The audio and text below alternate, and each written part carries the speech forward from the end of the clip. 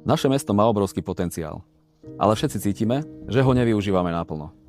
Volám sa Štefan Kysel. Som Žiarčan. Tu som sa narodil, tu žijem a tu je môj domov. A preto mi záleží na tom, ako sa nám tu bude žiť. Vždy som sa snažil nášmu mestu a okresu pomôcť. Či už to bolo v otázkach životného prostredia alebo bezpečnosti, z pozície generálneho riaditeľa štátnej ochrany prírody. Alebo v súčasnosti pri odbornom poradenstve rozvoja športu a cestovného ruchu v našom meste. Viem, ako funguje štátna správa, viem, ako funguje verejná správa a viem, že veci sa dajú robiť oveľa lepšie. Všetky tieto skúsenosti a novú energiu chcem priniesť práve pre naše mesto. A preto v nastávajúcich komunálnych voľbách som sa rozhodol, že budem kandidovať na post primátora mesta Žiar nad Hronom. Chcem, aby naše mesto bolo bezpečné, aby ste sa tu cítili bezpečne, aby ste sa pri prechádzke našim mestom nemuseli obzerať cez plece. Chcem, aby mladí ľudia tu boli motivovaní ostať.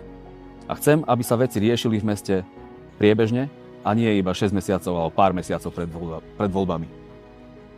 Som toho názoru, že keď sa ľuďom dobre žije, ostávajú. Pozývam vás, pozrite si moju víziu na www.stefankysel.sk a zanechajte mi tam váš podnet, váš názor. Lebo toto nie je len moja kampaň. Toto je začiatok spolupráce nás všetkých pre naše mesto. Poďme to spolu zmeniť. Ďakujem.